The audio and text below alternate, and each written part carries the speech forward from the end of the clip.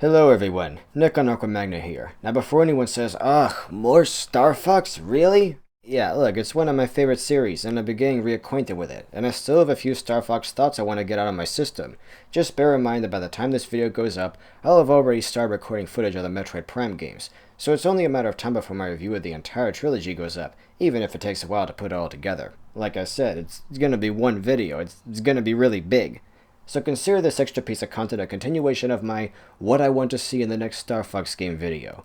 I've pretty much accepted that we're not getting another Star Fox game for a long time, if ever, and heck knows what Nintendo would dare to do with a new one. So I've basically dreamed up my own Star Fox game. The sky's the limit here. It started with a few ideas I jotted down that fit in with the ones I went over before, and then one day all this other stuff started leaking out of my brain, and I spent that entire morning just fitting it all together in a half-presentable pitch for a new game. So in this video, I'm mostly going to talk about the levels and the story. A lot of the stuff I talked about before, the multiple playable characters, each with their own unique ship, being able to choose who accompanies you from mission to mission, and the introduction of characters like Mew and Faye still flies, so I won't be repeating myself. Again, I'm kinda hoping you already watched that video before walking into this. Also, yes, I'm using Shaymay's format for this one.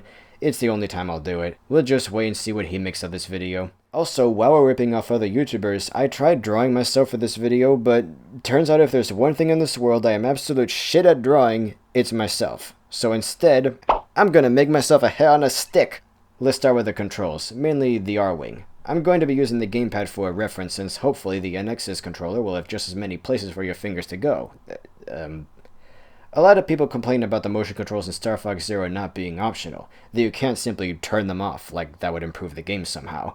And recently I've speculated the reason that wouldn't work, the real problem with Star Fox Zero, is that it just has too many new mechanics and not enough buttons. Target view, recalibration, switching screens, transforming into walker mode, these are all things that need entire buttons dedicated to them. It's not nearly as manageable or simple as other control schemes.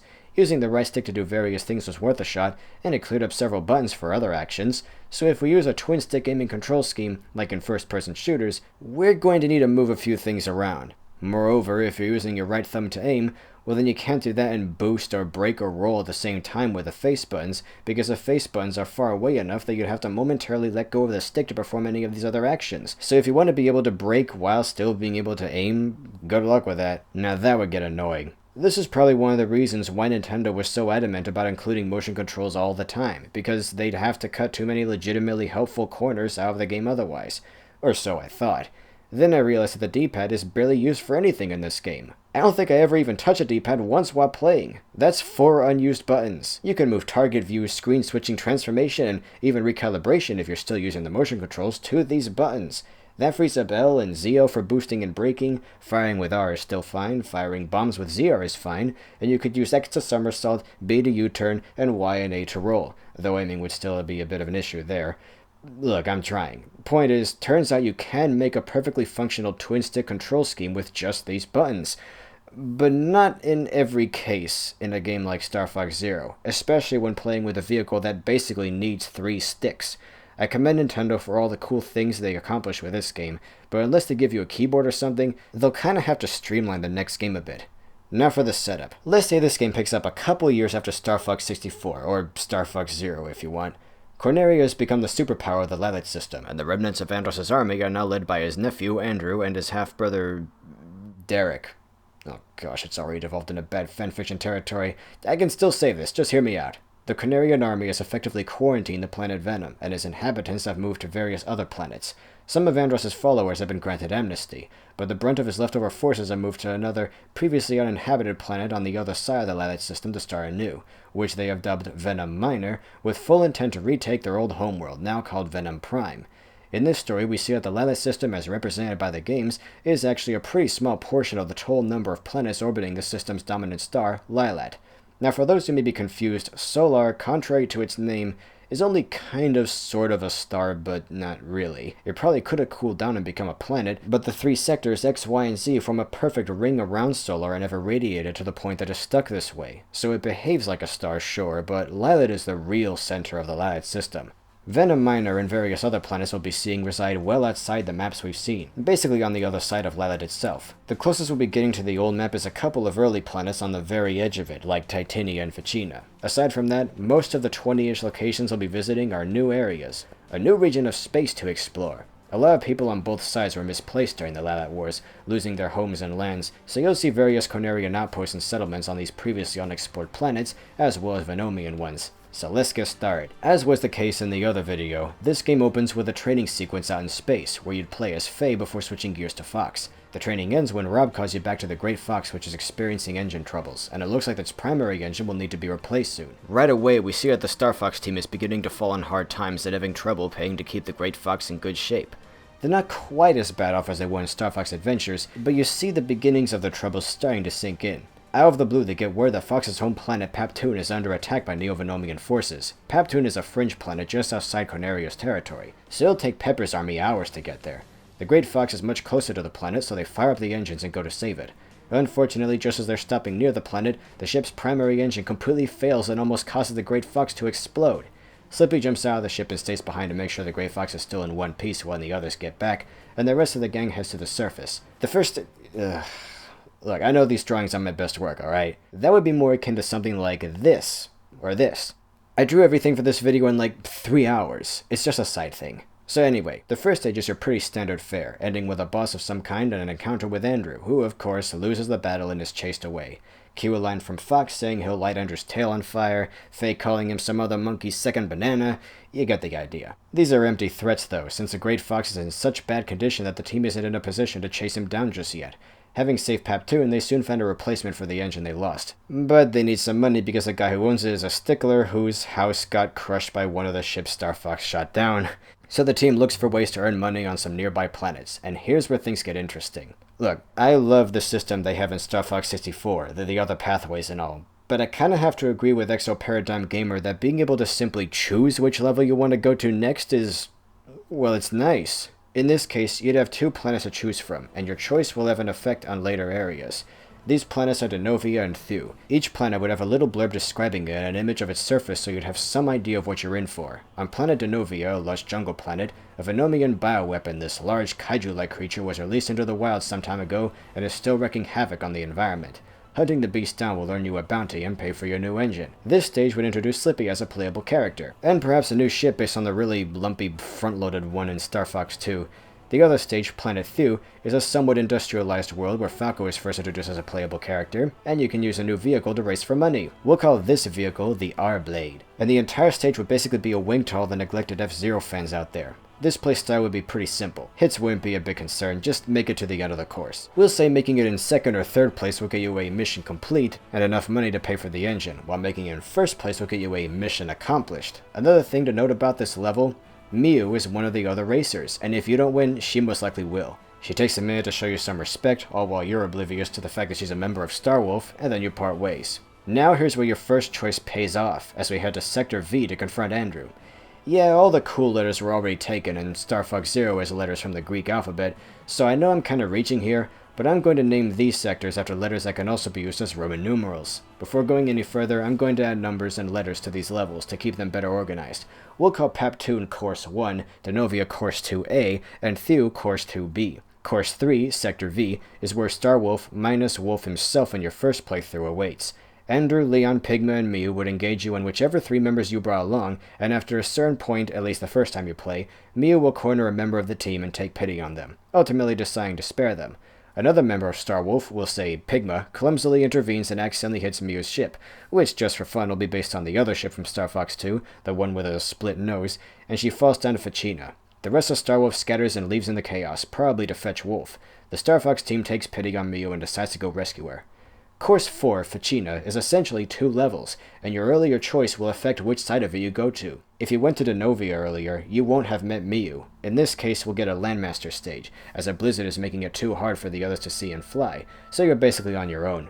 In this version of events, Falco, not having met this character and found some common ground with her on Planet Thew, will say something snide like, "You sure are going through an awful lot of trouble for a member of Star Wolf," becoming playable in one of the later stages. When you find Miu, Wolf interjects, not letting the blizzard keep him at bay, and he fights you before leaving with her, carrying her ship away with a tether of some kind. This level is the earliest opportunity we have for Miu to join your team. But if things play out this way, you won't see Miu again for some time. In the other version of these events, where you went to Planet Thew, Miu instead falls into an ocean, and you have to find her with a blue marine. So either way, we're introducing one of the game's other playstyles. In this case, characters like Falco would show a much greater concern for this character, and you'd eventually find her in the clutches of some undersea monster before leaving with her. We'd see a glimpse of Wolf's ship on the way out, so Miu would know that he was looking for her, but in this version, she'd end up joining Starfox and becoming a playable character pretty early in the game. And in these 5 stages, we have an early example of how the rest of the game is going to play and how much your choices will affect everything.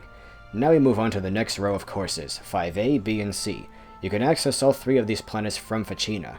If you've been to Planet Thew, Miu may recommend racing again on a course on Titania, saying they may meet a contact of hers who may have some idea of where Andrew is headed if they win. So it's another R-Blade level, big whoop. The other planets are a little more standard. Course 5C, Churn, is a tiny planet with low gravity and a thin atmosphere, and supposedly Andrew's already been there while you were on Fachina. If you didn't have Miu around to point you to Titania, this would be your best lead, though if you go to Titania anyway, you'll see Miu again in the second race. You can try to chase Andrew down, but he might not even be there anymore, so be careful when choosing. Course 5A would be the best course though. This course is Gloam, a twilight planet. Get it? Gloaming? Whatever. With one side always facing Lilith and the other in perpetual freezing darkness. Apparently Venomians are attacking settlements on the narrow inhabitable strip around the planet, and you don't want to leave those people at their mercy. And before anyone brings up Ryloth from Star Wars, there's a planet exactly like this in real life, so it's fair game as far as I'm concerned. Plus it just sounds like it could end up being an exceptionally beautiful stage. This level would also be our first chance at meeting a supporting character. One of my favorite things about Star Fox 64 is meeting Bill and Kat and then seeing them reappear in other levels to help out. In total, these characters can appear in 6 stages, and they are instrumental in winning the Macbeth fight or opening the warp gates in Sector X. That's why I was so disappointed that Bill only ever appears once in Star Fox Zero, and Kat barely does anything despite appearing in 3 stages. In this proposed game, these characters would have a lot more chances to appear and help you out. We'll see Kat and Bill later though. For now, let me introduce you to Trippy Toad. His design is kind of inspired by Slippy's son that we see in one of Star Fox Command's many questionable endings, but we'll just say he's Slippy's second cousin or something. Just to be cheeky, I think I'd make this character a total crack shot, zipping around and blasting enemies out of the sky like it's nothing, just to further push Slippy's classic ineptitude to downright comical levels. Courses 6A, B, and C are where we change things up a bit more. For one, you can go to whichever of these planets you like from whichever planet you were just at, not just whichever one is closest to the level you just beat. Also, you only have to be one of these next 3, but you can visit 2 of them before moving to the next course.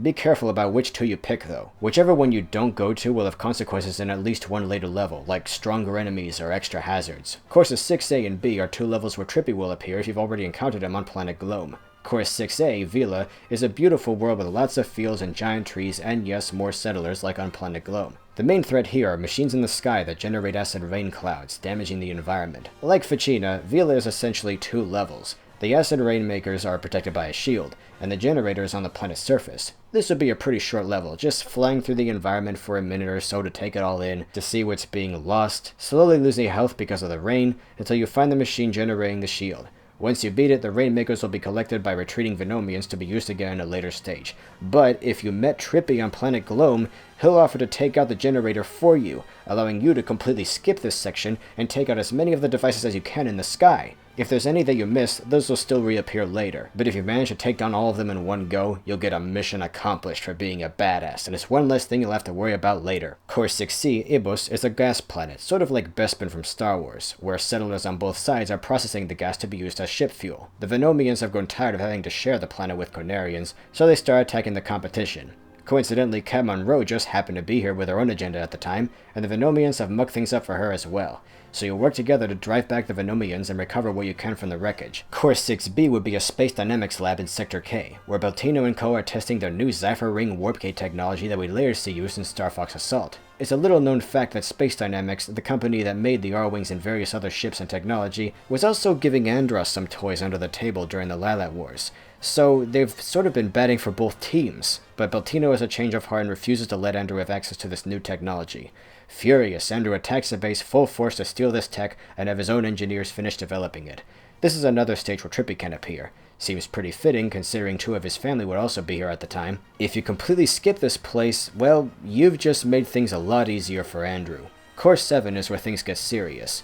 Once again you encounter Starwolf. This time Wolf himself will appear. If Mio has already joined your side, Andrew will stick around with the team, later being chased to course 9B, Planet Cratolia. If Mio hasn't joined, Andrew won't even be here, as she fills his spot while he heads to course 9A, a Venomian space lab in Sector M, where he'll deliver the tech to his people, and they'll have plenty of time to study and reverse engineer it. Course 7 takes place in an asteroid belt at the edge of the old map. Meteor didn't seem to be very big in the old maps, so this is going to be a much bigger ring of debris that go all the way around the star, like the two belts we have. During the scuffle, once his health is low enough, Wolf gets smashed by a big rock and his ship is sent veering to the next course, and the rest of Star Wolf scatters during the panic. In both cases, Mio wants to save Wolf and begs the Starfox team to assist her, saying he stood up for her when she first wanted to join Star Wolf and has been sort of like a father to her. The others briefly return to the Great Fox to repair their ships while Fox and Mio descend to Course 8, Solus Minor, a moon that has been pulled away from its parent planet's orbit and is currently being eaten by Solar. This planet would be hellish, with constant volcanic eruptions, earthquakes, and lightning. You'd find Wolf crashed on unstable ground that turns out to be hiding a giant monster underneath. For some of the fight, the monster holds Wolf hostage, using him as a shield until you or another character shoots its arm off, freeing Wolf. Then they tether his ship and you'd have to defeat the monster while they escape. Pretty soon the other members of Starfox, and maybe even Star Wolf, will catch up and help out. I'll save Andrew, who's abandoned the team for good. The teams part on relatively respectful terms. If Mio didn't join your team on Ficina, she may join you here, and even if not, she'd still appear in later stages to take part in the final battle. Next, courses 9A and 9B. In one scenario, Andrew makes it to Sector M and you can attack the base there only to be repelled by overwhelming forces sent by his father, who covers his escape. In the other, he tries to hide on Cratolia, hoping Starfox won't be foolish enough to follow him there. Cratolia is a relatively new planet that formed inside the asteroid belt, and its surface is constantly being pelted and reshaped by asteroids, so it's basically another hell world. You find him at the end of the stage, but like in Sector M, his father sends backup to retrieve him in the Zypher-Tech. At this point in the story, Andrew starts gloating over his apparent victory and we learn what he intends to use the tech for. Maybe it'll be to open a gate to some other dimension where the denizens are communicating with him and promise to help him take over the Lilat system, only to turn on him later. I don't know.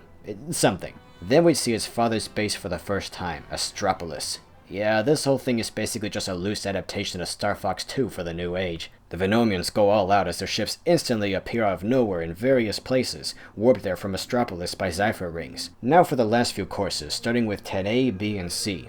As was the case with courses 6A, B, and C, you can access 2 of these stages before having to move on. Course 10A is Soria, where any acid rainmakers you failed or neglected to destroy on Vila start terrorizing the dinosaurs. This stage is another twofer. If you're on your own, you have to take out the Rainmakers with the R-Wing. If you've met Kat earlier in the game, she'll handle these for you, allowing you to use a Landmaster to take out a Venomian commander on the surface in a cave or something. Course 10B, or Vishia, is an ocean world with trenches full of giant Eurypterids and other such monstrosities. This is another stage where Trippy can appear. If you came here by yourself, you'll power the Blue Marine through a relatively short on-rail section and then use it in an all-range mode environment to defend an undersea Cornerian base. I bet Steel Diver fans will get a kick out of this stage. If you've met Trippy before, he'll come here and protect the base himself with his own Blue Marine-esque machine, so you can go airborne and take the battle to the skies with the R-Wing. And this part of the stage is where you meet Bill, so you can see how the benefits of meeting these supporting characters sort of bleed and connect together after a while. And on top of all that, there'd be a completely optional racing course where you could give the R-Blade one last go after being the stage when you're playing it. If you win all these races, maybe you can use some of the leftover money to, I don't know, upgrade the Great Fox's firepower for the final battle or something. Like, as thorough as this video may seem, there are so many possibilities that I haven't even considered. Course 10C is Gigantia, a very large planet with intense gravity. The R-Wings wouldn't perform very well here, so you'd use a Landmaster to attack a base from the ground. We'll say this base is protecting Astropolis with a shield or something. Course 11 is the last 2 for one stage, Venom Minor. You can choose to fly at the surface, where Kat will join you for the chance to finally capture Andrew, or you can go to Venom's orbit, where Venomian starships are refueling for the battle to come in Course 12. Taking out their ships here will thin their numbers a bit in that stage. Also, Bill appears if you met him on Orovishia. Course 12, Lilat's orbit, gosh that's hard to say, is where everything comes crashing together. It'd be a spectacular space fleet battle like Area 6, right near Lilat itself. If you took down the ships in the previous stage, there'd be fewer of them to contend with, and if you've been to Sector K and helped out there, the Cornerians' numbers will be greater in this stage, further turning the tide. If you manage to have encounters with all 3 of the supporting characters on Glome, Ebos, and Orvisia, the 3 will appear in this stage together, their combined firepower proving instrumental in turning the tide of the battle. Sort of like that cool moment in Star Fox 64 where Falco, Peppy, and Slippy use their combined firepower to destroy one of those spinning beams on Venom, giving you an opening. If you didn't capture Andrew, you'll even see Starwolf join the fight as they want a piece of him too, including Miu if she still hasn't joined your side. Also, you'd play this stage as Fox on your first run, and all of your other teammates will show up during the stage, so that restriction is lifted just for this last hurrah. There'd be bits of banter with all these characters. You'd see them each taking down a ship or two here and there. It'd be loads of fun. In the final course, though, we learn the truth, and it really shouldn't surprise anyone.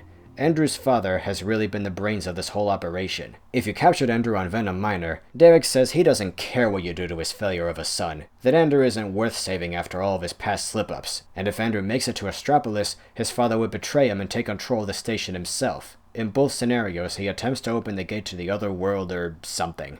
I don't know. Maybe the final boss or an entire stage could take place in some Lovecraftian nightmare world, but maybe Astropolis itself will make an epic enough final stage as is.